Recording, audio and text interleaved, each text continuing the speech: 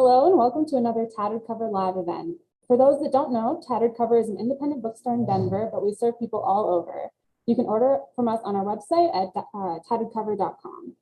Tonight's event is with Macy and Paraic O'Donnell. Macy is going to be moderating. You can access closed captions for tonight's event on the bottom right of the bar.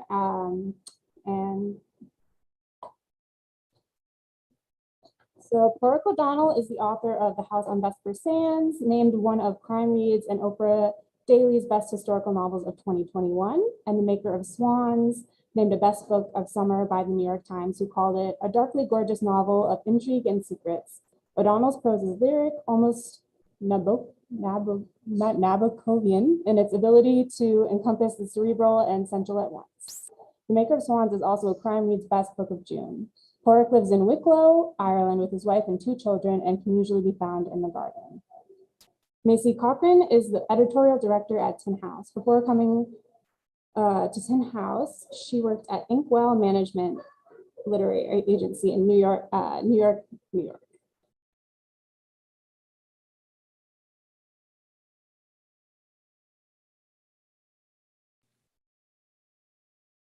Hi. I think, there we go. Paraic's coming on. Hi, everyone. Hello. Good to see you, Paraic. I'll kick things off first. Thank you for the kind introduction, Shea and Adam. And thank you to the Tattered Cover for your support, not only of Paraic and his work, but independent houses and publishing like Tin House. So thanks a lot. Paraic, it's so good to see you. It's been way too long. We got to catch up for just a few minutes before this call. But to kick things off, I have to say, and I'm not sure if I've ever told you this before, but both of your novels have changed the way that I talk about what I'm looking for with agents. We always do these calls with agents and they're like, what do you want to see? What are you looking for? And I don't think when I bought The House on Vesper Sands that I was on the hunt for a Victorian spectral thriller, but it was exactly what I wanted. And I don't think I even had the imagination to ask for something like The Maker of Swans. So now I don't limit myself in the ask anymore. I just say, just send me something really good. So you've changed the way that I ask after books, which is kind of a big deal. That is a lot. Yeah, that is, wow. I'll try to take on that burden, but that's huge. Yeah. Thank you for saying so. Yeah, it expanded the way that I sort of read in and out of genre and things like that. But I wonder if you don't mind kicking us off with a short reading. It can be the shortest of readings, but I'm particularly interested in hearing that opening bit from you, if you don't mind. I can. And I promise it will be short to everyone watching and listening. And I'll tell you a funny story first. When I was doing my first ever public reading / public event, which was in a bookstore in Dublin, I think maybe, I want to say 6 years ago, I was getting a pep talk ahead of time. And I was sitting in a bar with my agent and my wife, and we were talking about the subject of readings, and they were asking if I had some passages prepared, and if I had checked the running times of the passages that I'd prepared. And I was like, oh yeah, because I was super organized. I was all set to go, and I forget which person said it, but somebody asked, so how long are the segments that you've chosen? And I was like, oh, well, I mean, like the first one's only 7 minutes. And they exchanged a look, and it was like, should you tell them or should I? So, those experiences, I think, are, chastening but necessary. So, 7-minute readings, nobody needs that in their lives, and I totally get that. So this is more like a 30-second read. And on that note,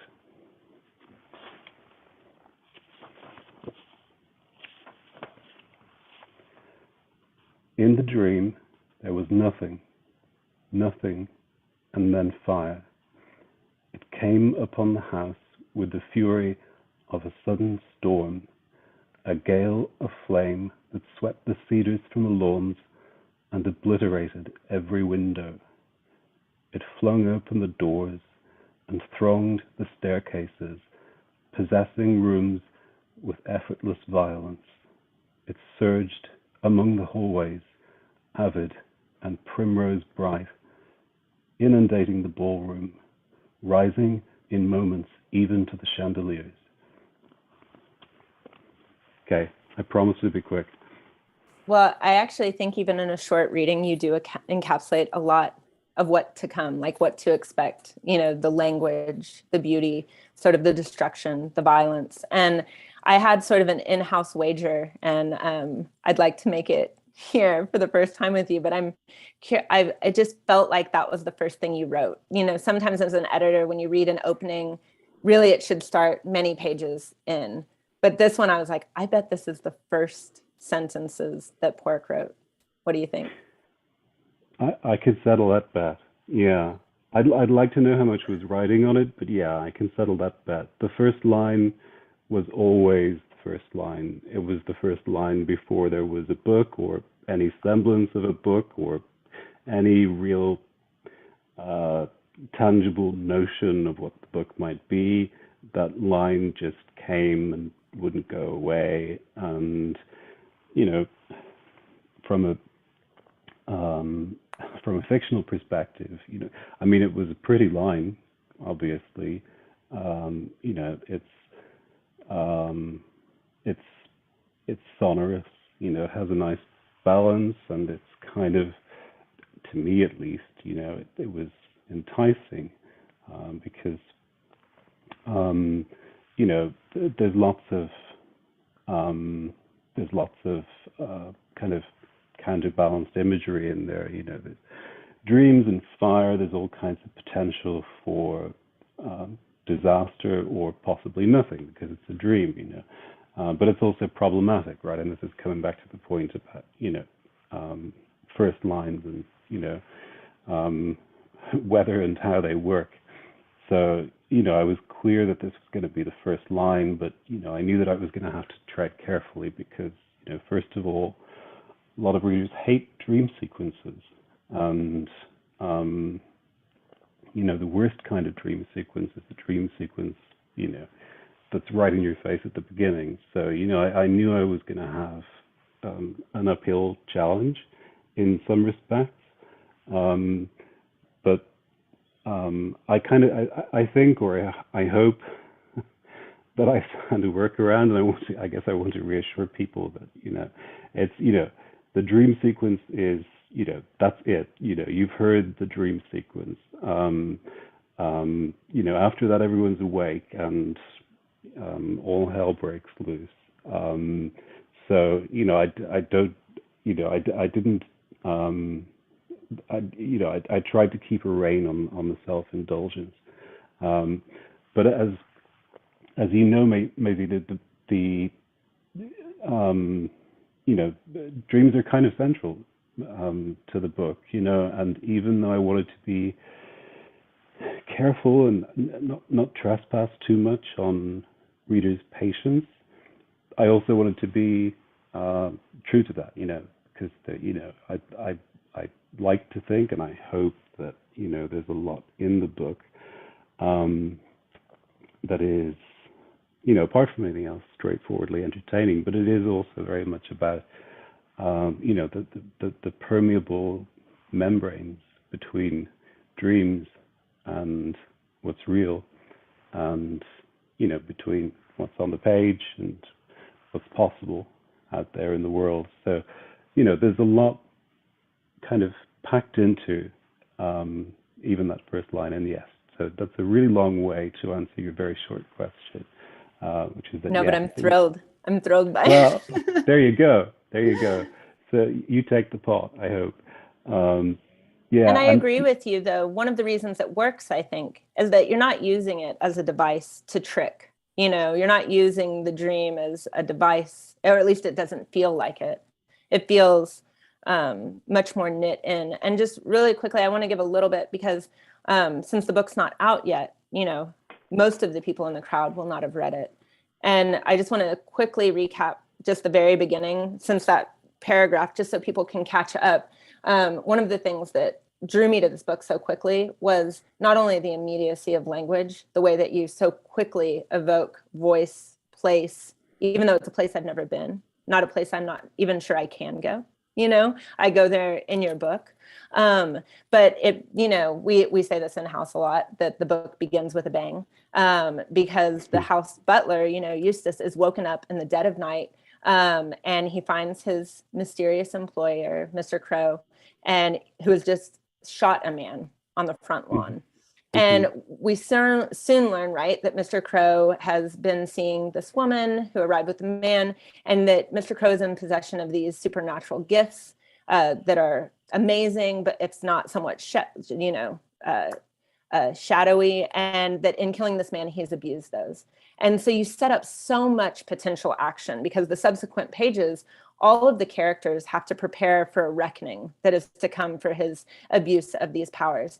And I think what so amazes me is, as with the House on Vesper Sands that people in the crowd will be familiar with, there are mysterious elements in The Maker of Swans, and you present a puzzle for readers to figure out, though some readers will say you don't really care if they can figure everything out, but you do present this puzzle. And so I'm curious, can you talk about that, the craft of revelation? It's almost like by candlelight, you decide what to show. Do you know at the very beginning? Are you already pulling those strings? Or, what's the creative process of revelation when it comes to a plot that has so much, surprise and twists and intrigue? Yeah, there's so much in there that we could talk about. It's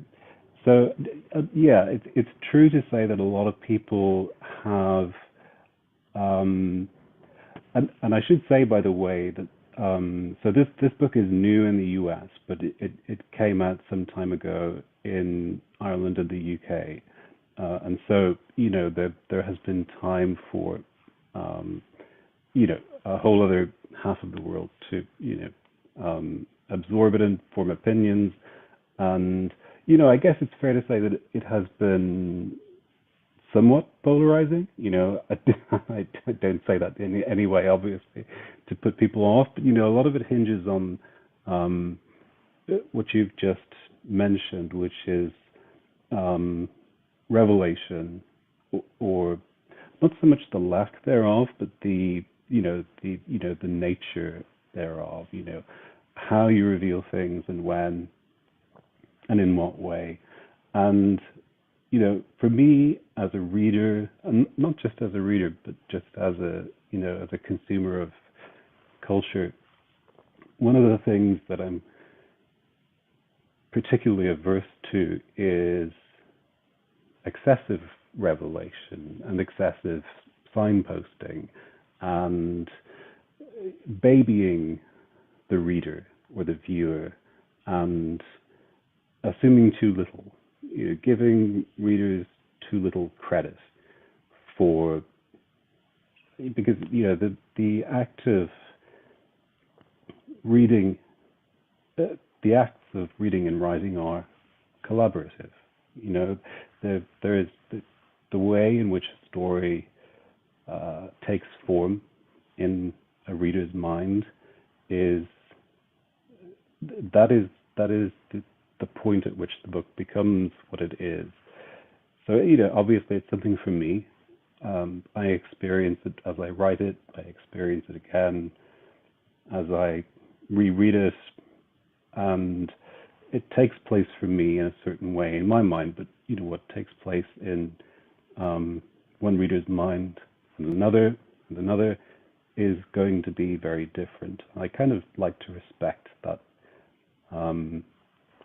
that collaborative process and the uniqueness of that. But I also, as I mentioned, I'm always at pains to not over signpost and to allow the reader just to enter the space and to to inhabit the setting, walk the rooms, um, see and taste. And there's a lot of it's it's a very sensory book apart from anything else. There's a lot of color, texture, a lot of fruit and flowers, decaying flowers in many cases, a lot of what you might call set dressing. It's not set dressing, all of it is there for a reason. And I like for the readers just to kind of, in their own time, obviously in the meantime, there's a plot happening, right? There are events happening. There are a lot of events happening, especially in those early chapters. But I don't like to over-explain. There is, to me, a value, I think, in, obviously you have certain duties as a writer. At any kind of entertainer, you have certain duties. You can't just pick things up and abandon them. You have to, with some semblance of completeness, you have to finish what you started. But there is, to me at least, and writers and readers differ on these points. Like everything, there are matters of taste. But for me, there's a lot of value in preserving just enough mystery. So obviously, I'm not saying that that this book is going to leave you confused or dissatisfied, but there are things that are not withheld, but that are not necessarily writ large, and I don't think that's necessarily a bad thing. It's a good thing. I think it's kind of a magical quality, and I think everything you're sort of saying here reminds me of one of my favorite lines of the book, where you say, "It is no small matter, after all, to create something, to make it so only by setting down the words. We forget the magnitude sometimes of that miracle." And it's a great line in the book, and it almost feels like that sort of encapsulates your process, that just it says just putting down the words and allowing that space for the reader to bring their own world into. And I love that you say two readers can experience the book so differently, which I think is true, because at Tin House, we talk about who is the center of the novel. And, in the editorial, we say like, oh, well, Clara, who is a character in the book that has these exceptional gifts, a young girl who's unable to speak, but actually has a ton of agency. And then others will say, no, actually it's Eustace. And it'll be like a fiery debate between who the main character of this book is, but we all read the same thing and we're yet so assured of our stance. So is that somewhat what you mean? Do you hide that sort of view in the book here too? And the fact that debate has raged means that I've got something right, because I don't know who the main character is. I just knew that both of these people were presences, were intense presences for me, and they were going to figure very prominently and throughout, and without giving too much away. I mean, you could make a case either way. I mean, you could argue that they are each the main character of two interleaved stories. Those stories obviously are not separate, but absolutely. And I would never want to. It's like Schrodinger's cat, right? So the whole point about Schrodinger's cat is not that the cat is simultaneously alive and dead. It's a thought experiment, right? So the cat's life or death depends on a quantum waveform collapsing, and that depends on an observer, and there can't be an observer if the cat's still in the box, right? So it's a little bit like that. That sounds like a very highfalutin analogy, okay? But no, but it works. I mean, But it also depends so much on the reader what they want. If they want the cat to be alive or not. Exactly. Yeah. But so, and if you want, you can find out, or you can, make that determination for yourself. This is Clara's story, or this is Eustace's story, and you can view it from that perspective. And I like that that's the reader's prerogative. So you can choose to open the box, or you can leave the box closed, and cat can be both alive and dead at the same time. Do you have a favorite character? Or one you align yourself with in any way? I mean, yeah, I guess when you're writing, you're likely to answer that question in a different way, because there's always a difference between who's the most fun to write and who's your favorite character. But in this case, for me, I mean, I'm very attached to Eustace, because there is a lot of, I mean, this is such a tired thing for any writer to say. Obviously Eustace is a man of a certain age. I'm now, practically elderly, and I can identify with a lot of what Eustace has going on, and not so much what he had going on in his past, because that, as readers will find out, is in many ways quite dark and tragic. But Eustace is he's deeply flawed. He's very attentive. He is the one who holds this crazy household together while all of this is going on. You have this reckless, decrepit, former, former sort of mystical luminary, Mr. Crow, who's allowing his great house and gardens to fall into disrepair all around him. Drinking all day, getting drunk, falling asleep under pianos, shooting poets in the driveway. All of that. And Eustace is trying to keep. He's trying to make sure that people show up for meals, and also, that people don't get, that people stay alive. That they don't get killed.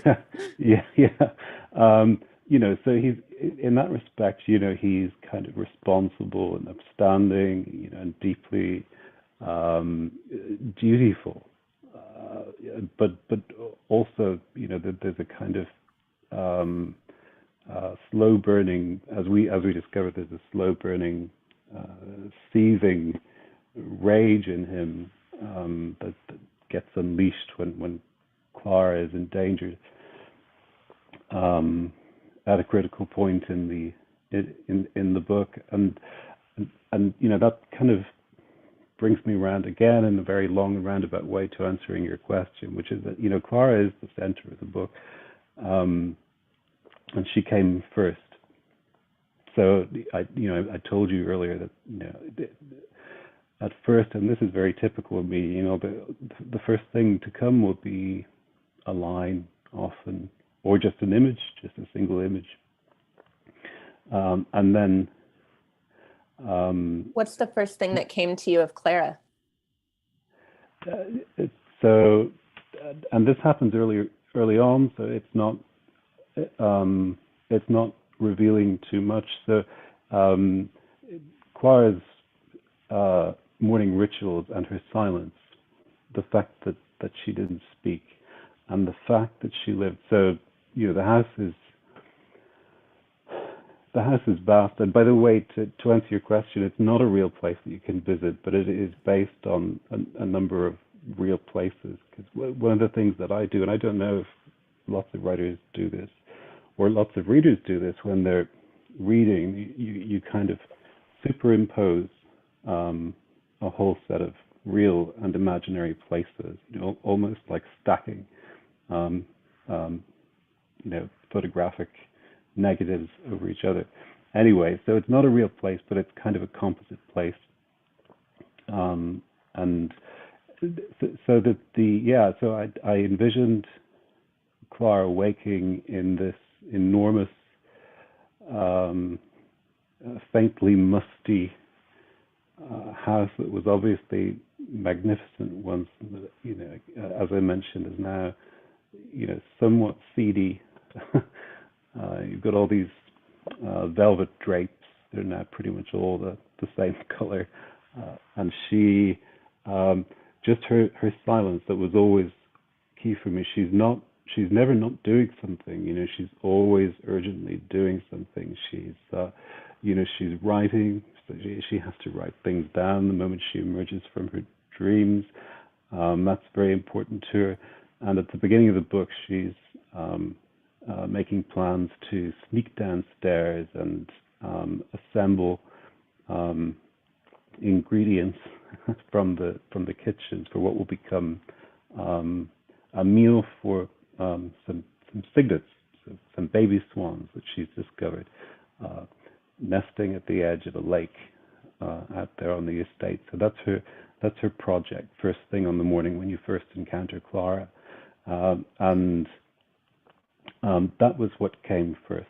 So this solitary, silent child who might, at a glance, seem to have a very kind of forlorn and lonely existence, but doesn't at all, is, Oh yeah. entirely inwardly focused, and has, as we discover, as rich an inner life as it's possible to have. So yeah, again, a long answer, but one that makes sense, I hope, or some No, degree it of does. sense. It does. And I have to say, like, I even wrote down, Clara is one of my favorite characters, as well as Eustace. But what I loved about Clara, and I've noticed that, in seeing the reviews, not only of Maker of Swans, but also House on Vesper Sands, I just love how the agency that you give the female characters in your work. House on Vesper Sand, there were bigger strictures, because this one does. I love how this exists out of time and place. When I first started reading this book, as some editors might do, I kept looking for the place markers, like a turtleneck or a car, a specific car. I wondered where I was in time. And after a while, I realized I was exactly in this strange other place and time, sort of between places and times. And I sort of let go of trying to moor it in my own sort of understanding of the world. But with Clara, I'm curious, I think sometimes people are surprised that you're a guy. And I don't always think that's fair, but I remember like talking about the book, and like in House on Vesper Sands, and I do remember you saying one thing, that when we first started working together, I asked you about a scene, and you said, my wife asked me about that scene too. She didn't like that scene, or there was something off about that scene. But your female characters are so expertly drawn. And what I love is that they surprise the reader. Because when I first met Clara, I thought, okay, she's kind of inward and subdued, and she might foil. But it turns out that Crow, this huge guy, actually the others' foil are her foil. And she emerges as the most powerful, character. And I love that, because it surprised me. I wasn't expecting that, which maybe says a lot about the reader, but I wasn't expecting her to be the most powerful player, or to be as dynamic. And I'm curious, where does that come from in you writing these kind of women? Yeah, I mean, it's wonderful that you should say that. I think this is a deeply complex and possibly contentious issue. I mean, I guess at the simplest level, it comes from being around and having very important bonds with women from the first. I was very close to my mother. I've always had I think always throughout my life, that the most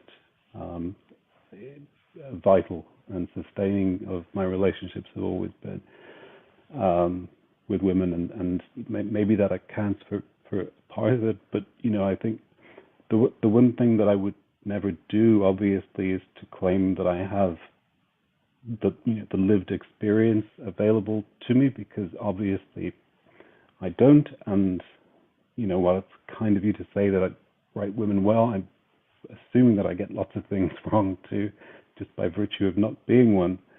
But also, having said all that, when you're a human, women are just other humans that you encounter, and if you listen and if you look closely, then all of this is available to you. And I think writing is one of the things that writing can be, possibly should be, is an active empathy, an active imaginative empathy.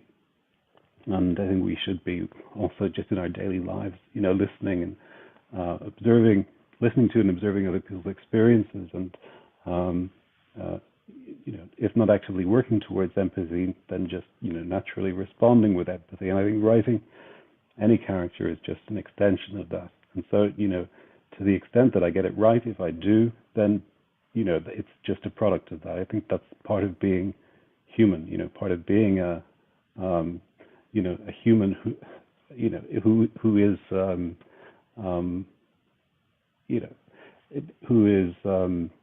I guess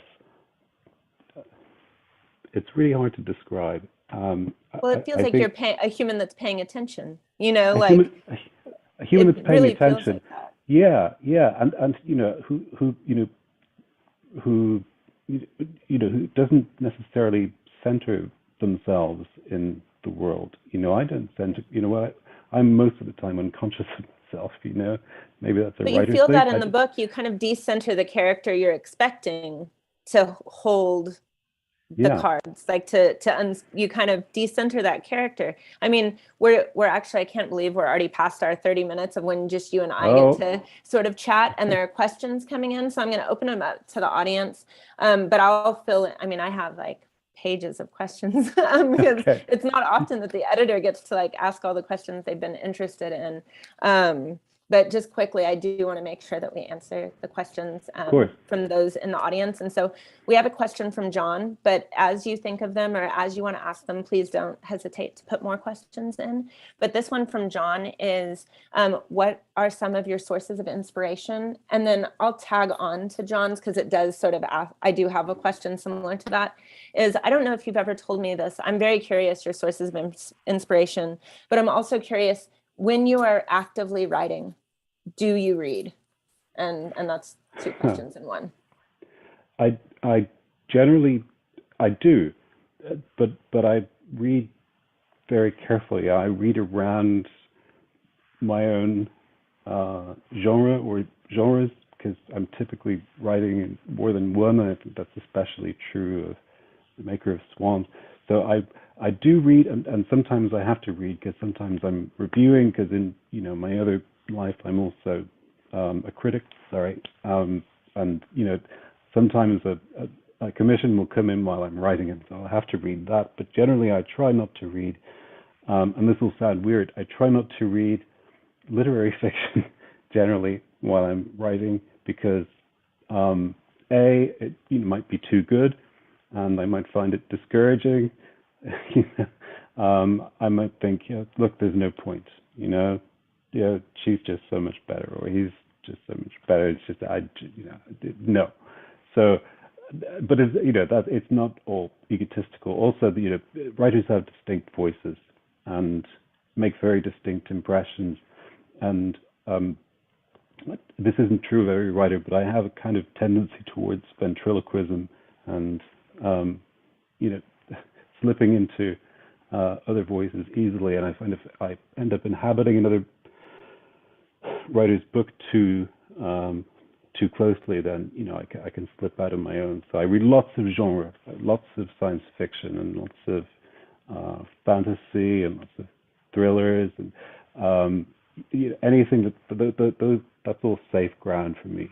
So right now I'm writing, and I still reading stuff like Gideon the Ninth, which I heartily recommend, by the way, by Tamsin Weir, with lesbian space necromancers. Which is it's actually even more fun than it sounds, and genius. Yeah.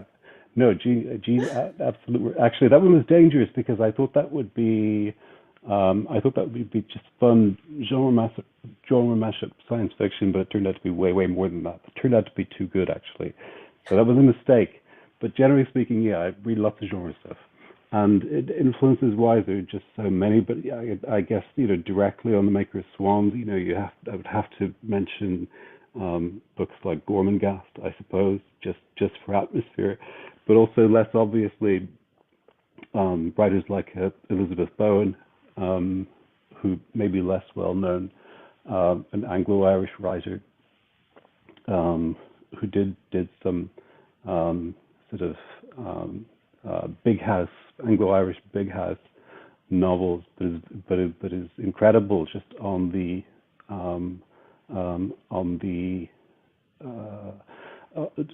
quiet character studies and studies of the successes and failures of love and human relationships. To name just two, but there are way too many. That's a wonderful answer. And I just have one other thing, in John's question, in reading Maker of Swans, I know from our many talks and also your very short bio that you spend a lot of time in the garden. And I have to feel like that time in the natural world informs this magical world that you've created. There's a scene where you describe a bowl of nectarines, and I would almost challenge someone not to eat one after that. And so just really quickly, because then I want to go to a question from Mary, but what led you to bring in the natural world? Was it your time outdoors? Do you think about the book when you're outside? Yeah, very, very much so. And a lot of the real writing happens, when I'm outdoors, when I'm walking, when I'm in the garden, because I'm also, I mentioned that gardening in my bio, and it's not just kind of a gardening in the usual way. I'm also kind of an armchair botanist, horticulturist. I'm deeply interested in the nature and structure and lives of plants, and I think that comes through in the novel as well. There's a lot of stuff in Clara is not just fascinated with swans; she's fascinated with things like roses and creating them, and the idea of what constitutes a rose, which is kind of an old philosophical question, but which is addressed in the book, and obviously in a semi-magical way, but also in a way that is, just FYI, deeply researched and botanically accurate. So yeah, a lot of that stuff is a really weird fusion of for a kind of book with strongly or maybe subtly magical themes. It is deeply rooted in science. A lot of scientific terminology that gets steeped in there, about the structures of flowers and so on. So, if nothing else, if you're interested in flowers or gardening, you may get something out of it. But it makes the magic feel all the more real. Because I love that you do those things, because some of them you can look up and verify, oh, that's true. Yeah. So if that's true, is this also true? This magical thing you hold in one hand that, Clara or Crow can do, then if this magical thing in nature that sounds just as wild is also true, exactly. You can sort of put them on balance with one another. Exactly, because to the extent that there is magic, I didn't want it to be Disney magic. I didn't want it to be waving a wand and poof, there's a swan.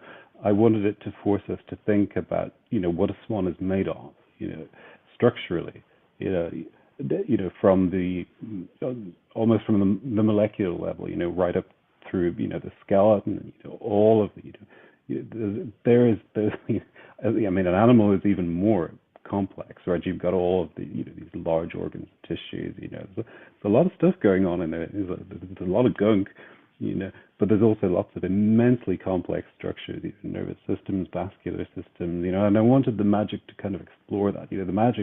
I wanted magic to be effortful and visceral, and for all of that to be visible. So it's a kind of, if to the extent that there's magic, it's a kind of deeply physiological magic, if that makes sense. It does, and it really does work. I'm going to bring in a question from Mary. Mary asks, what are you working on next? I am working on, it's not a secret. I don't think it's a secret. It's not a secret, I don't think. No. I am working on a sequel to The House on Vesper Sands, featuring Inspector Cutter and Gideon Bliss. But I think that's all you can say. That is all I can say. That is all I can say. My lips are sealed.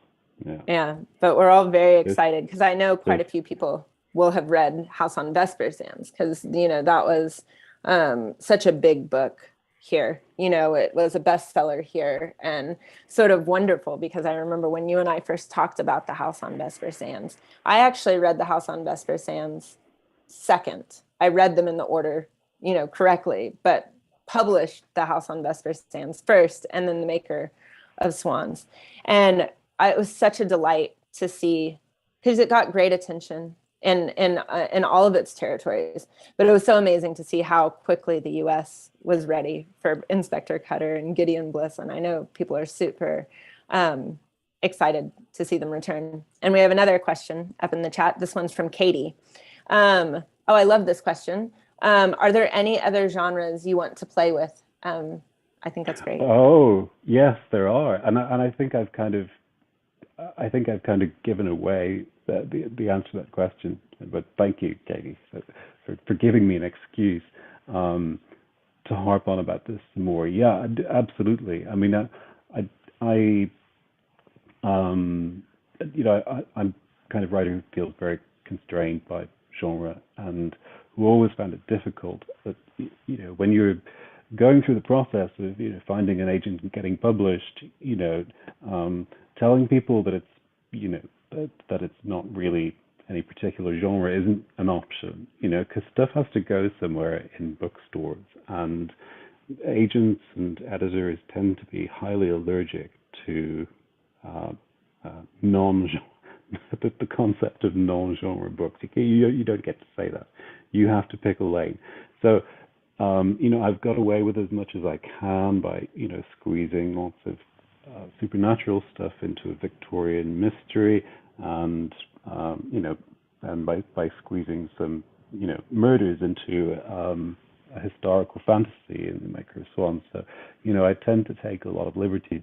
But for sure, I would love to have fun with, I mentioned science fiction, and I just, I'm a long-time fan of, I grew up reading Jane Eyre, but I also grew up reading, Asimov and Ursula Le Guin and,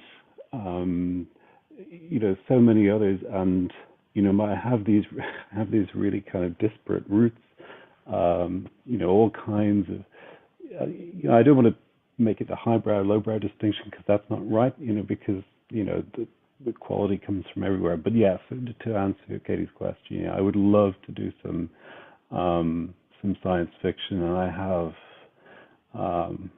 have a lot of stuff in the bottom drawer that I would love to dust off someday and explore. Yeah, science fiction, space westerns. I can't do lesbian necromancers in space now because already been done. That's been taken, and I wouldn't do it anywhere near as well. But science fiction for sure. Possibly not high fantasy because that works great for some people. I'm not putting it down, but I don't think I could do the swords and the chosen ones. But yeah, for sure, there's a lot of stuff in other genres that I would love to explore, and ideally, add to, invent something new. Well, Pork, I'll go on record that I would very much be interested in buying a science fiction book that's sort of at an intersection of Bronte and Le Guin, Yeah. something like that. Let your agent Yeah. know.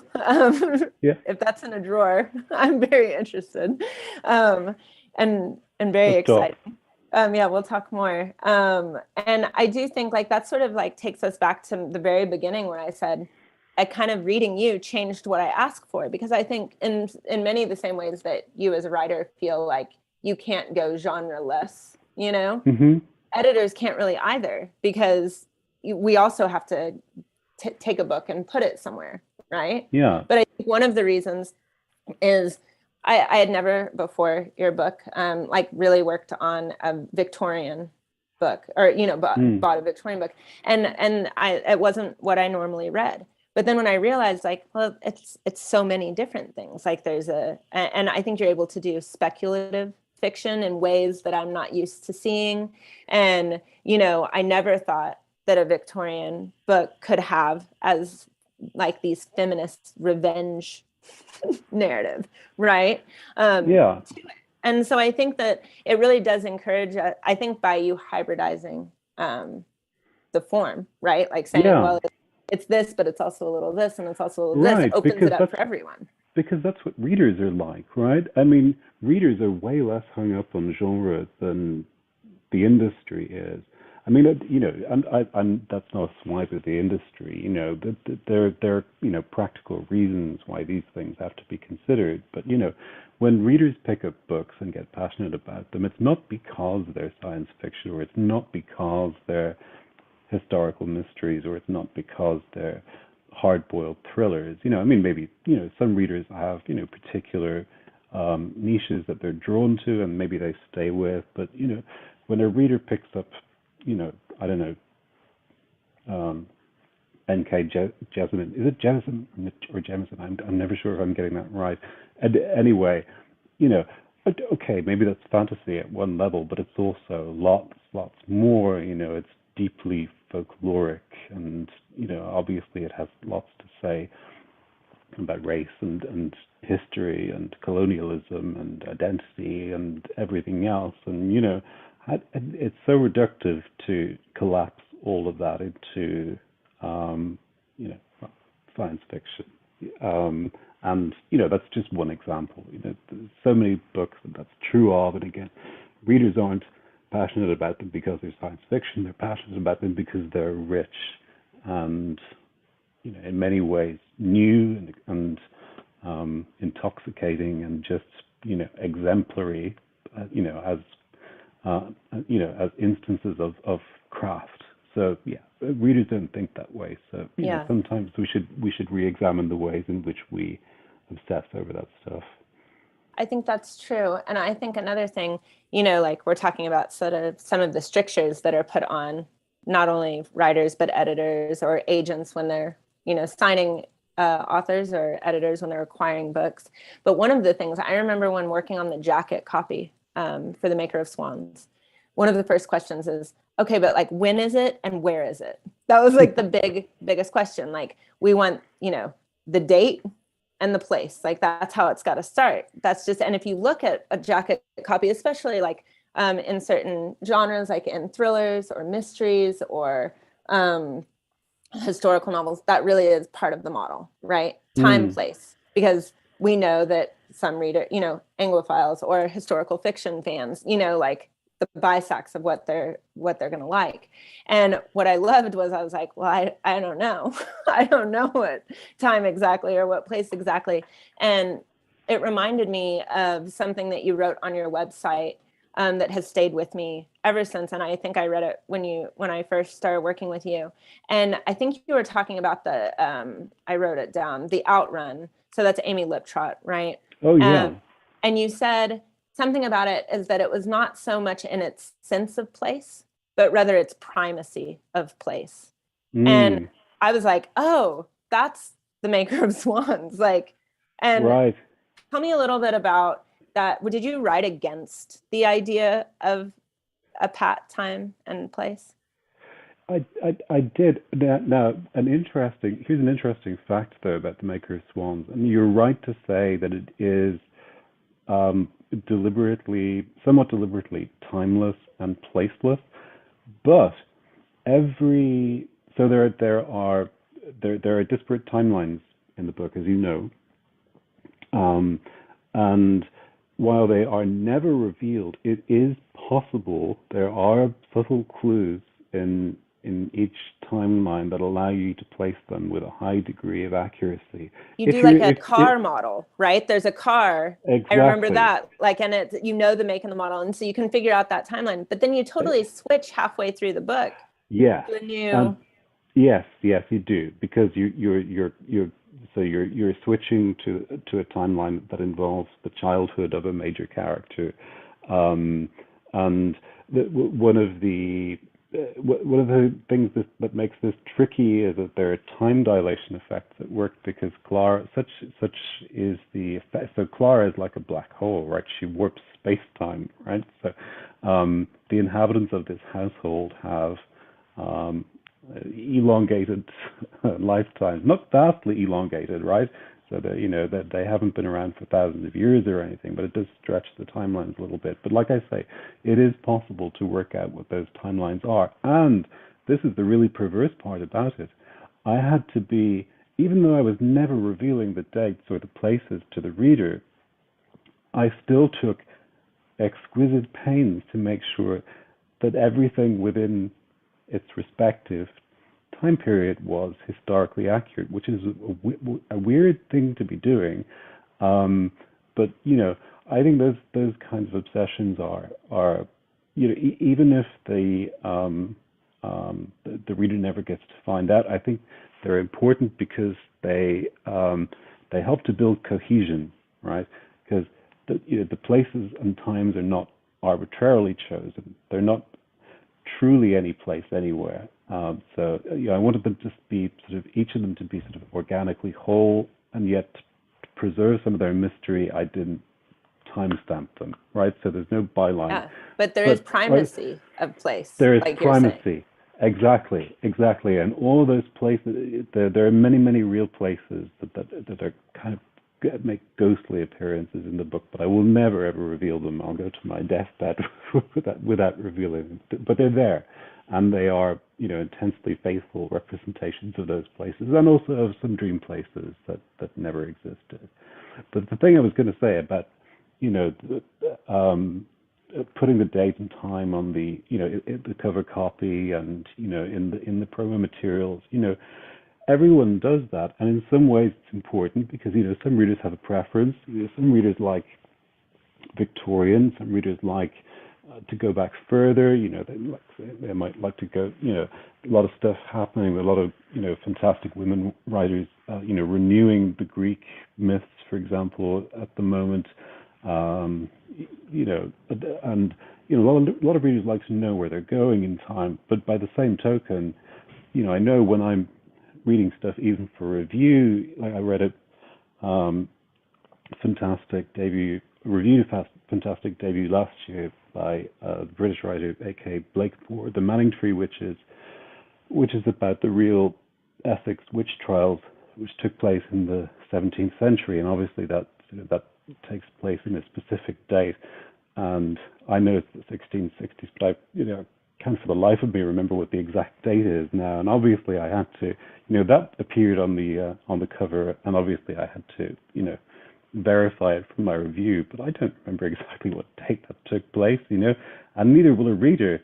So, in many ways it's kind of, it's helpful. It's reassuring that there's a date there because it makes it feel like official historical fiction. But I don't know about most readers, but I forget immediately. Me too. Or I feel like I should know more about this Yeah. date and place and time than I I mean, do. I know what period I'm in, and I know the difference between the 1890s and the 1820s, because Yeah. those are significant. But it doesn't make any difference whether it's 1892 or 1893. Oh It no. really doesn't. Anyway, that's it. I'm getting sidetracked, but you know what I mean.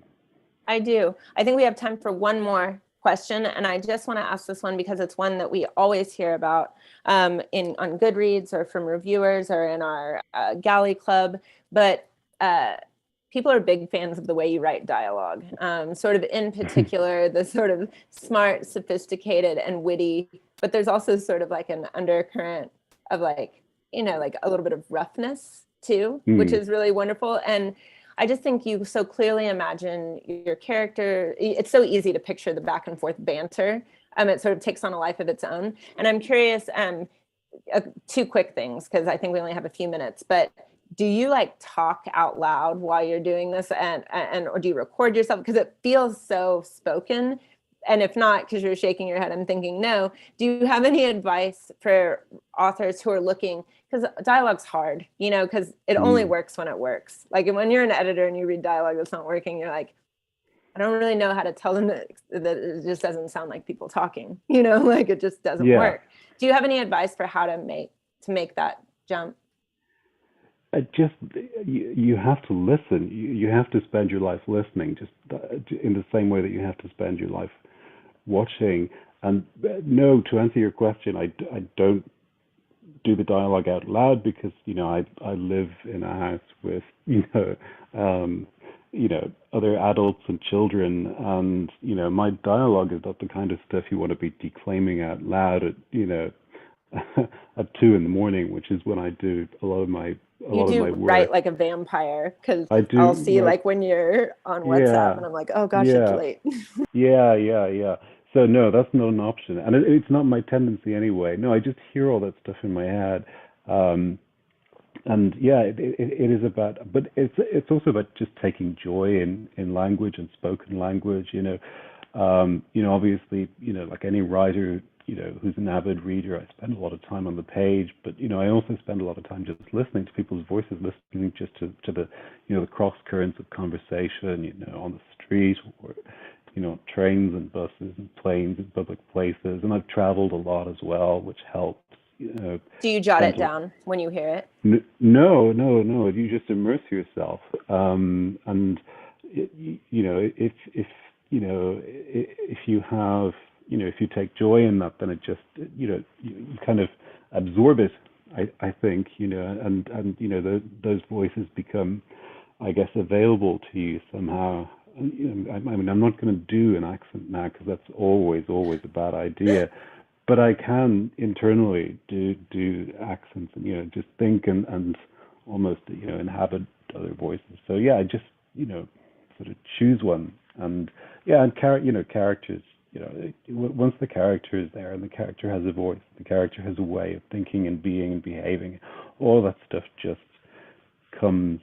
So yeah, it's just about listening. And people say endlessly interesting and fascinating things, and oftentimes the way that they say them, their particular vernacular and dialect shapes their thinking and shapes their speech and their ideas in ways that are just novel and striking. I think all of that stuff is it's all richness that's out there and available, and that's the. But it is incredible. It is magical to watch you go back and forth between, because you're one person, and so when when you think about that, and then just the fast, like rapid fire banter back and forth, it's amazing to me that you just sort of like inhabit, like you were saying, almost like a ventriloquist, but like you inhabit one voice and then flip into another. It's really. That's because I'm not just one person. Nobody is just one person. It's it's like we're all, all of us. We're all geology. That's great. You strike open that rock, you'll see all of these layers. All of these stratified layers of other voices, older times. I mean, and so it's not me. It's I like that. It's ages and ages worth of other voices. We can all immerse ourselves in and be enriched by. And if I'm getting that right, it's because there's just so much deep time in that geology. Yeah, I love that. Well, that's exactly our hour, and such a smart place to stop. And it's a joy to see you as always. And you too, as always. As always. And I just really want to thank Tattered Cover. And next week, go out and read The Maker of Swans. I can't wait to hear what readers are saying. You know, Oh, reviews I are already haven't coming in. It's done the wonderful. product shot, Maisie. Oh, I the haven't done product shot. Yeah, I'm sorry to be a media. No, I was telling I won't Paraic, use I'd the hold word. it up. It's always stolen. Like The Maker of Swans is the #1 stolen book from my house. So I don't have it to hold up. But Yeah, and and the cover. I didn't design the cover, so I can feel less trashy and vulgar about holding this up. This cover was designed by a genius designer whose name is Sinem Erkat. I'm not sure if I'm pronouncing her name correctly. I believe she's still based in the UK, but you should look her up. She's done amazing work. And this, again, nothing to do with me, but I think this design is a work of genius. I agree. All right. Well, thank you so much. I don't know if Shea, you're going to come back on, or Adam, but we really appreciate the platform and the time. Thanks so much for having us. Thank you. Thank you to all the viewers for tuning in. If you do want to watch this again later, it will be available on our YouTube. And if you want to get your copy of the book, you can get it on our website, tatteredcover.com. That's all. Thank you, everyone. Well, thank you. Bye, everyone. Thanks, everyone. Thank you. All right.